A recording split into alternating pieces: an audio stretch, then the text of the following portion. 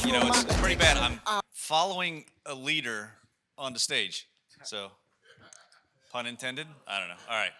Stay with me here. Stay with me. I've never done this sober. I'm, I'm just kidding. I'm not sober. Uh, I'll tell some jokes later. You guys be around. All right. So, a little bit about myself. I'm fairly new with AutoWeb. So, my name is Jason Wofford. I have been selling to car dealerships for, let's see, I started when I was 19. So, about 2 years ago. Sound about right? Yeah. So I'm 46 now, so long time. But a little bit about myself. I am a father of four. I have two grandchildren.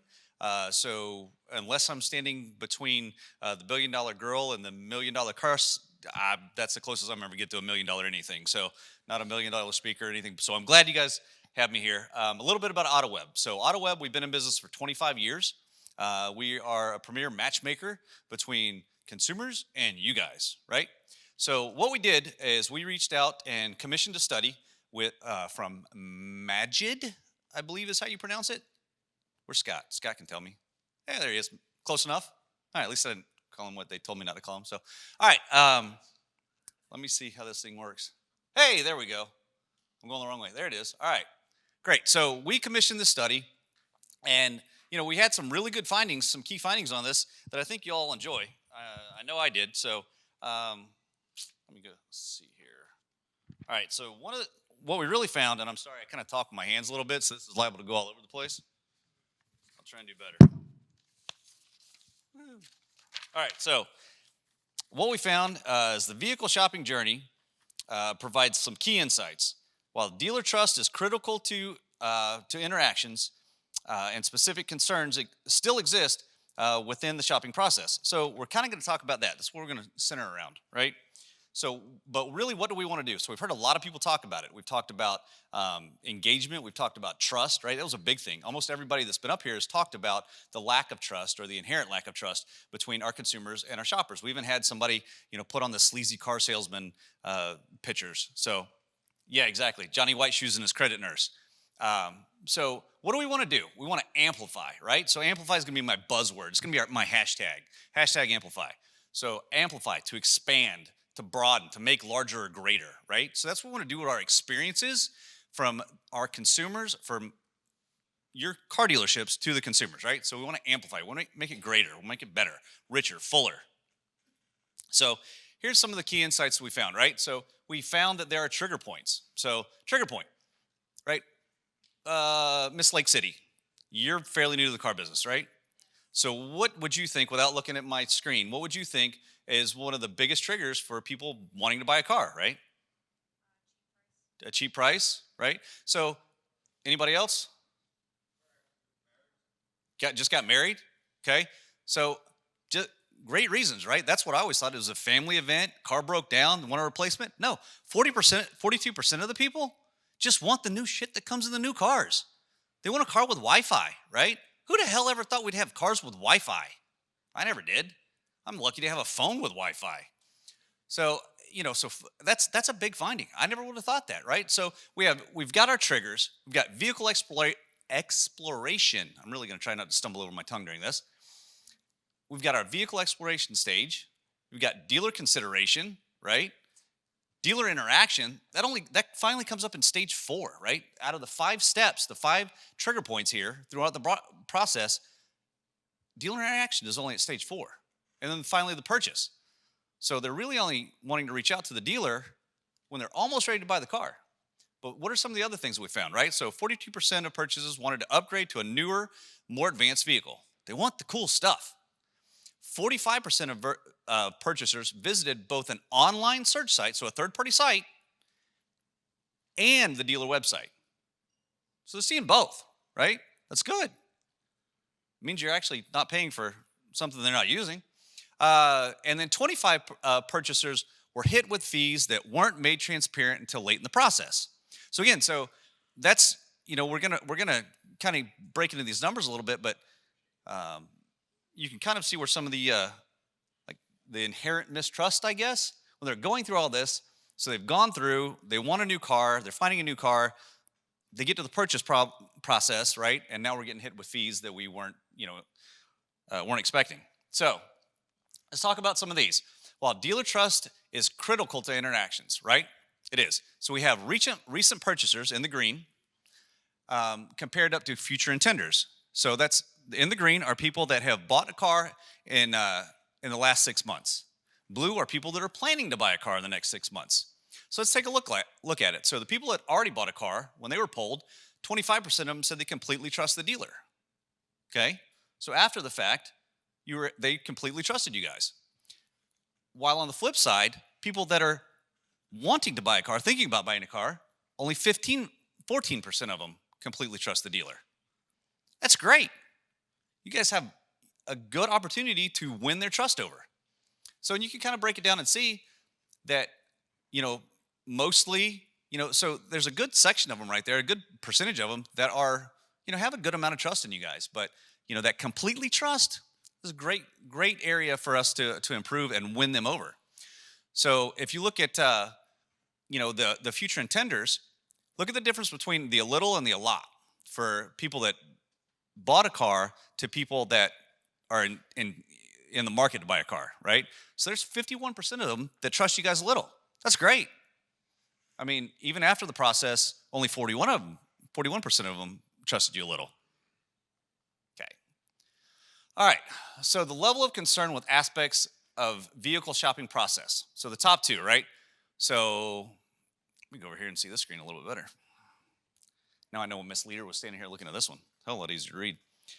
Getting it taken advantage of. So 50% of the people who bought a car were concerned about getting taken advantage of by the seller or dealer in the purchase or lease, right? So 50% of the ones that did were concerned about that. 43% of the intenders aren't. You can have that up here someplace. All right. And then if you look at the next bar, so 46% were afraid of getting taken advantage of when finalizing the loan for the vehicle. And so these folks, so the 41% of the intenders, they still trust you pretty good in that process. But they don't know what they don't know what they don't know. All right. So let's talk about the triangulation of third-party dealers and websites, right? So if you look at the recent purchasers, so the people that have bought a car in the last 6 months, you have 48% of them are very satisfied with the overall site experience. So you see the breakdown between online search sites and dealer websites. So 48% were very satisfied of the third parties, and 42% were very satisfied with your websites. Let's go to future intenders. So we have, at this point, we have 36% that are very satisfied with overall all site experience between dealer websites and online search sites, and then improved confidence in dealer interactions. 60% improved confidence in dealer interactions when they look at both your third party and your website. All right, looking for key pieces of information. Now, we touched on this a lot, right? So what is it that almost every vendor has talked about? The importance of giving price. So again, you can buy all the leads that you want, right? If you're not giving the consumer the right questions, giving them the right answers when they're asking the questions, 80% of the people that were polled, both in future intenders and people that have just bought a car, 80% of them want a price. They're asking for a price, give them a price. It's not that hard. So current availability of vehicles you're interested in, they want to know, do you have the car in stock? 77% of the future intent, or 78% of future intenders, and 77% of the people that recently bought a car, they all want to know, do they have the car in stock? All right, so what does all this mean? Are your processes aligned with the customer's shopping journey? What can we do to stand out from our competitors and earn the customer's business, right? So they're looking for a price. They want to know if the car's there. What can we do to stand out from our customers and earn the customer's business? Can we answer them? Are we giving them options? Are we selecting vendor partners that are aligned with our strategies? So Sean yesterday had pointed out one vendor that doesn't necessarily align with our strategies, right? I won't mention any names, but so I mean, are we picking customers? So if you're wanting to, you know, work on your vehicle acquisition, are you partnering with me for that? Or are you partnering with, Trade Pending for that? All right. So we have an opportunity to amplify conversions. What are conversions again, Sean? We buy a car. Yeah, we buy a car. All right. Response time is critical. This is the part I love. I love this part, right? So response time is critical. So what is your current response time? So, Mr. Leader, what is your current response time when leads come in? 6.5 minutes. Damn, that's good. All right, 6.5 is pretty strong. Strong like bull. Anybody else? Response time?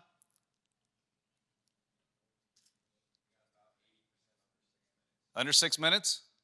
Anybody else? You guys are damn good. That's the reason why Sean Bradley brought y'all here, because y'all are damn good, and y'all all, students of HIB. So when you contact a customer within 10 minutes, right, you are 7 times more likely to engage the customer. You are 3 times more likely to get the customer in to your dealership. That's pretty damn strong. So only 37% of the dealerships in the country do this. What do you think the average response time is nationally? Quit playing your phones. I'll be up 45 minutes? 15 minutes? You're getting closer. It is 3 hours and 8 minutes. 3 hours and 8 minutes? Come on. If I don't answer my wife for 3 hours and 8 minutes, my shit's going to be on the curb when I get home. I'm telling you, 3 hours and 8 minutes. And we wonder why we lose it, right? So, and they were just talking about it a little while ago. It's not that our leads are bad. There's a huge process disconnect with this. If you're waiting, 6 minutes is awesome. Under 10 minutes, look at that. But 3 hours, and that's a national, only 37% of the dealerships in the country get it done in under 10 minutes. 3 hours, that means what, 63% don't? Damn. All right. So we have a huge opportunity to amplify the conversions. Responding with helpful content improves success. We all know that, right? So if they want a price, don't string them on. If you're going to use a lead source where they're asking for price opportunities, if you're not a dealer who doesn't like to get price over the phone, probably not going to work real well for you. Give the customer what they're looking for. When you respond to consumers, what are you saying? Give options. We talked about it before. I've heard it 3 or 4 times today. If they're looking for a new car, are you giving them used car options, right? It's one of the biggest reasons why they don't buy. You don't give them enough options. They're on the wrong car. For new car leads, are you including used options as well? All right, I kind of skipped the line there. Over 40% of new car shoppers, Scott hit this yesterday, over 40% of new car shoppers will burn gas in a used vehicle, right? 84% of consumers don't purchase due to the wrong vehicle, right? You don't have it in stock. They picked the wrong one. Why aren't we giving them options? Doesn't make a whole lot of sense. Granted, you guys, 6.5 minutes, you got your process down pretty darn good. All right, so responding with helpful content improves success. Now, this was something that my friend at TrueCar had brought up. Where'd he go? He skated on us? He must have skated on us already. All right, so my friend with TrueCar talked about this. So people are willing to drive and willing to spend a little bit more money for a better experience, right? So all you guys, so you're brick and mortar. Pretty expensive, right? Got some great features, great lounge, great service area, loaner cars, stuff like that. Why aren't we telling our customers about that?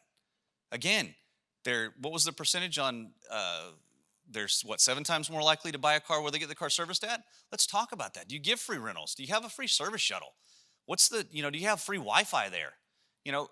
Being a salesperson that was on the road forever, I'd find a place with Wi-Fi where I could have a cup of coffee, get my oil changed. I can do some work while I'm there. Because you hate having downtime. All right, they wanted price. Did you give it to them? Biggest thing. Did you give them a price? Did you highlight your why buy from me? Why would I want to buy from you? I have to drive past 3 other Ford stores to get to you. Why would I come to your store, right? I can get my F-150 serviced any place. Why am I come to you to get it done? Oops.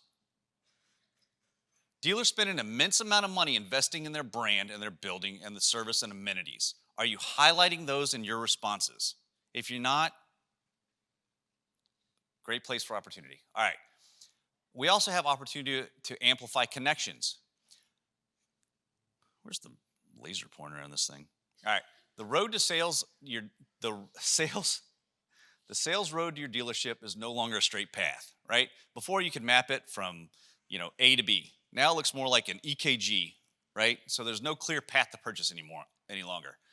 Shorten the path for consumers to visit your website. All right.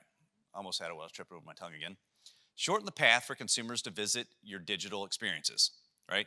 So how quick are you getting them from your third-party site to your website? Is it easy for them to get there? Do they have to go around the elbow, around the woods, to grandma's house, whatever? Shorten it. Provide custom market messages to the consumers that are consistent with your vendor partner's experience and gives you the ability to track performance.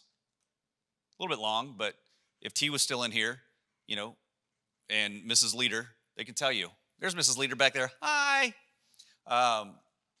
Right message, right people, right amount of times, right? Same thing. All right. And then let's talk about mobile. So I know I think it's 67% of the leads that come in through our website are all driven through a mobile device. So are your mobile strategies lining up with your, what they're seeing on your third parties, what they're seeing on your website, right? If I go to my desktop, is it matching my mobile device? So do you have integrated, you want to say the word for me? Sequential, there we go. Marketing opportunities. Drive customers to your experience, right? So if they find you on a third-party page, message them, get them to your website as soon as you possibly can. Let's see. All right. Final thoughts. Integrate your marketing message consistently throughout each digital experience touch point. How many touch points were there? I think somebody hit on it before. There's 19, 24, 32. All right. 24. We'll go with 24. 24 touch points. Are they all the same? Are you saying the same message across all 24? Or are you confusing people? Provide valuable content in response to the consumers. They're looking for price. They're looking for availability. Are you providing it with them? Humanize the experience. We are humans selling to humans. Humanize the experience. It's not just a commodity. These are people that we want in our lives forever. This isn't just a Tinder date, right? We want them in our lives forever. I used to get my pictures taken, trust me. Humanize the experience. All right. So that's it. Hopefully we got you guys back on track.